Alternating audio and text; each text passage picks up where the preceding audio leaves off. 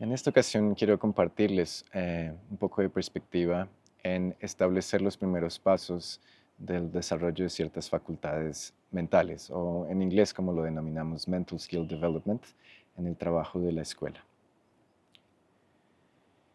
Hay un punto que es muy interesante y bastante asequible para todos aquellos que tienen un cierto interés, una cierta tendencia dentro de lo corporal, y es el pensar en cuáles son las condiciones o los aspectos desde el aspecto de nuestro cuerpo que pueden facilitar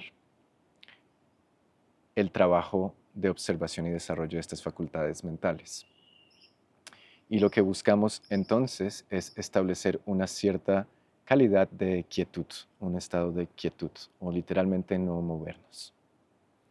Esto es algo que podemos ver, está presente en muchas tradiciones que podemos denominar de meditación, en los cuales se busca específicas posturas o maneras de sentarse. Pero lo más importante en esto es entender desde el enfoque en nuestra estructura cuál es la dinámica que puede ser sostenible, en el sentido que me permita mantener este estado de quietud sin generar en mí una contracción extrema en mi percepción que no me permita tener el tipo de apertura de observación que es necesaria para desarrollar esas facultades. Entonces, independientemente de decir esta postura es superior a esta o esta manera es superior a esta, el punto clave que puede ser un fundamento para encontrar esta posición es la columna como tal. Y entender el alineamiento de la columna desde el punto que denominamos la corona marcial, no el tope de la cabeza, sino la corona marcial y el coxis.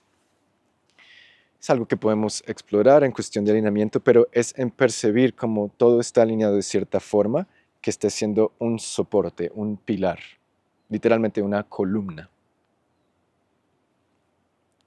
Normalmente yo recomiendo el hacer una práctica, no importa el grado de movilidad y flexibilidad que se tenga inicialmente, sentándose, bien sea en una silla, en un banquillo, un taburete o el borde de una pared, por ejemplo, un muro pequeño. Y en ese sentido lo que buscamos es precisamente sentarnos de cierta forma que no estamos sentados en nuestros glúteos, pero estamos sentados en los mismos huesos de la cadera, de hip bones. Y podemos darnos cuenta que muchos de nosotros tenemos esta tendencia a colapsar al sentarnos, lo cual no nos permitiría tener de manera sostenible este alineamiento, porque si yo me hallo en esta posición en la que estoy literalmente sentado en mis glúteos y luego trato de alinear, de estirar mi columna, voy a estar dependiendo de mi fuerza muscular, no de la fuerza estructural, que son muy diferentes. Mas, sin embargo, si me muevo un poco más hacia el borde de la silla y me siento en mis huesos, busco este alineamiento y claro, es una actividad en el sentido que no es pasiva, en el cual tengo que mantener mi enfoque en esto, pero encuentro entonces esta fuerza estructural que me permite permanecer ahí más tiempo. Entonces, en ese sentido, debemos explorar también con el posicionamiento de mis pies en relación al banquillo, que me permite encontrar esta fuerza estructural y no una cierta activación a nivel muscular excesiva, la cual en cuestión de minutos llegaría a este tipo de contracción, a esa distracción que me cerraría la percepción. Entonces, como tal, podemos trabajar con diferentes posiciones. Es encontrar qué es lo más relevante, qué es lo que más soporte nos da al día de hoy. Y en cuestión de las manos, también busco establecer un tipo de conexión, como si encajasen dos piezas, al colocar mis manos sobre mis piernas y deslizarlas ligeramente, puedo ver cómo hay un tipo de encaje. Y ese encaje entonces, si se dan cuenta, al encajar mis hombros, se pueden relajar un poco, me permite darle el peso del brazo a mis pies que a la vez están siendo soportadas por el suelo. Entonces este tipo de posición, en vez de trabajar directamente con mudras específicos, suele ser más sostenible, por lo menos en un principio. Ok, Una vez hemos establecido estos marcos de la postura desde la posición sentado, obviamente tendríamos que considerar otras cosas si estamos haciendo un trabajo de pie. Vamos a trabajar con la escucha, el oído. Para esto entonces tenemos que encontrar un punto de balance en cuestión del ambiente en el cual nos encontramos al hacer eso. ¿Por qué? En ciertas tradiciones podemos buscar condiciones óptimas al extremo que puedan permitirnos tener un ambiente de apoyo que pueda generar una cierta relajación. ¿Sí? Entonces podemos pensar en todas las grandes herramientas que usamos en un estudio de yoga, por ejemplo, o si van a un retiro de Vipassana, en el cual se está en la naturaleza, en el cual se tiene un voto de silencio en las mañanas. Todas estas condiciones óptimas, que claro son muy importantes, claro que lo son, pero son más relevantes en el marco entonces de un retiro de meditación o una práctica específica que puede tener un enfoque más en la respiración o en mantra o ciertas visualizaciones. Recuerden que estamos tratando de establecer todo desde una práctica corporal, física. Por lo cual entonces queremos encontrar un contexto, un paisaje sonoro que sea más rico, que sea más complejo. Quiere decir que si estoy en un estudio totalmente aislado, hermético, en el cual no tenga ninguna distracción, eso puede ser de gran beneficio para ciertas prácticas, pero en la observación de la escucha no es ideal porque no me da suficiente información para poder observar estas facultades de la mente. Entonces, tampoco necesariamente tenemos que irnos a un extremo. Claro que eso puede ser progressive overload si queremos usar ciertos principios de desarrollo, en los cuales un sitio que se encuentre en la naturaleza, por ejemplo, con todo este espectro de sonido del viento, de las aves, de las plantas, de los insectos, me da esa información, pero a la vez también alcanzo a escuchar los sonidos de los automóviles y la carretera y bueno, tal vez personas conversando y caminando por ahí.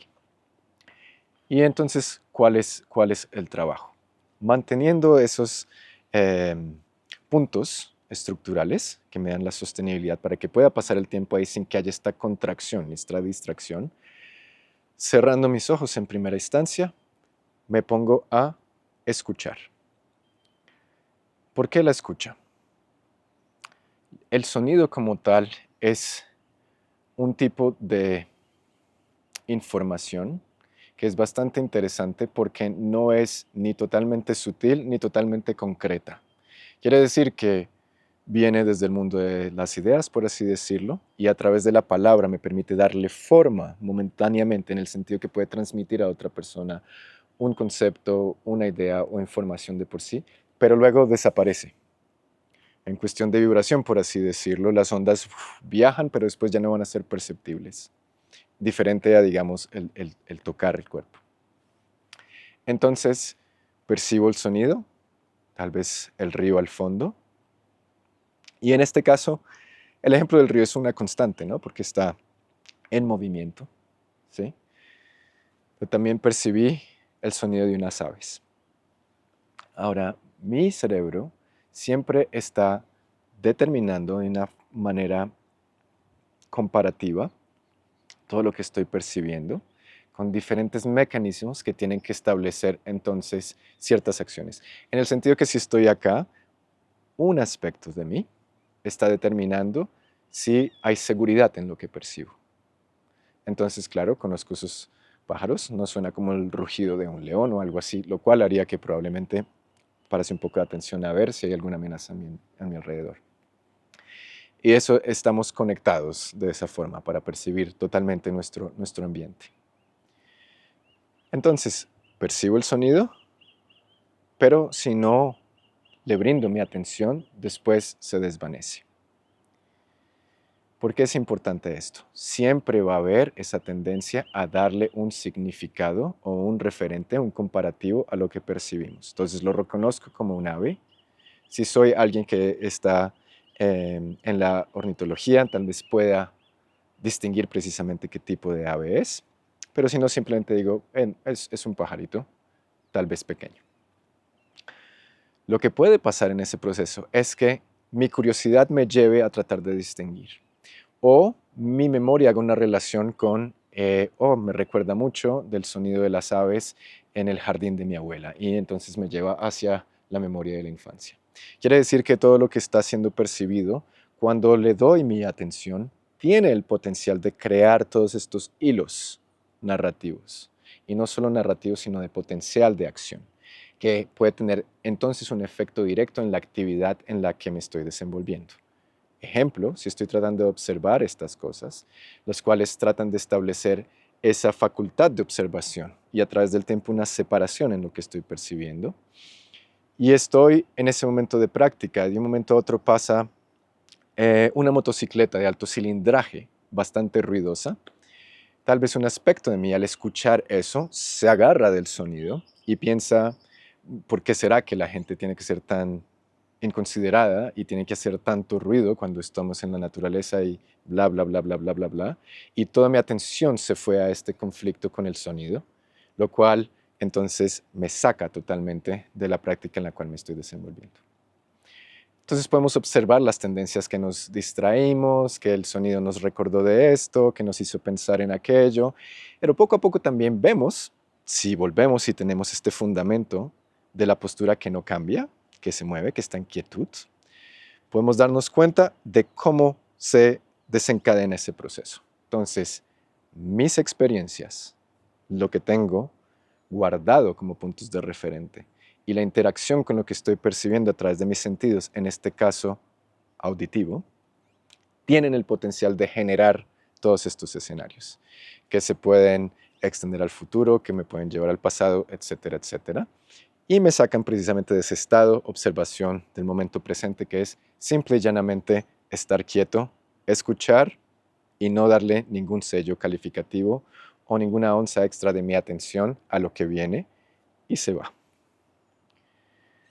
A través de esta práctica entonces podemos buscar una dinámica similar, en ciertos casos con la ayuda de compañeros, en la cual también podemos corroborar esto con los otros sentidos, bien sea el olfato, por ejemplo, o el sentido del tacto. Y a su vez, si entonces a través de ese trabajo empezamos a observar el paisaje mental, nos damos cuenta que la dinámica es exactamente la misma. Quiere decir que en este mar de potencial cargado de ideas, de recuerdos, de sensaciones, el flujo de por sí puede venir hacia un foco, hacia un punto en el cual podemos darle nuestra atención y se desarrollen todos estos canales, todas estas líneas narrativas, o si simplemente no lo tocamos, no le damos ninguna plataforma para que aterricen, así como vienen, se van. Y es lo que nos permite entonces empezar a tener este distanciamiento que nos da más espacio, que nos da más tiempo y es clave en aplicación no solo en nuestro diario vivir, sino en todas las otras etapas de desarrollo de las facultades mentales que vienen después. Al considerar esto, si lo quieren tratar, entonces es importante que dediquemos un cierto tiempo al enfoque del desarrollo de la postura como sí. Y tengo que buscar algo que sea sostenible. Quiere decir que en primera instancia, tal vez 3 minutos sea más que suficiente. Pero con el tiempo también quiero tener un cierto sentido de reto en los cuales trato de llegar por lo menos a un estado de 10-15 minutos en los cuales pueda estar perfectamente inmóvil. Obviamente, como les digo, es importante considerar las diferentes opciones y limitaciones que tal vez podamos tener porque tenemos alguna herida crónica o cualquier otra cosa de ese tipo, lo cual requiere entonces buscar adaptación, sobre todo buscando esa calidad de soporte en la columna. ¿Okay? Recuerden que se puede también trabajar con un soporte de espalda inicialmente, pero en videos posteriores en los cuales pueda dar un marco más general de todo lo que haremos en la escuela, les comentaré un poco cuál es la razón y la importancia de tratar de buscar ese tipo de arquitectura en nuestro cuerpo que es autosostenible y que no requiere tanto de ese soporte externo cuando se trata de la misma columna vertebral. Pero en el sentido de observación es algo que podemos incluso implementar si estamos totalmente acostados, sabiendo que hay un cierto potencial de que simplemente nos quedemos dormidos. Entonces buscamos en primera instancia entrenar, trabajar, desarrollar la postura de por sí y después entonces también tratar de trabajar con esta actividad de observar lo que estamos escuchando. De misma forma, les recomiendo inicialmente trabajar con algo que sepan que pueden hacer cada día, a diario o tal vez cada segundo día, lo cual para muchísimas personas está más en el rango de 5 minutos. Con esta nueva contribución a mi paisaje sonoro, les deseo mucho éxito en explorar estos conceptos, espero que hayan sido de su beneficio. Hasta el próximo video.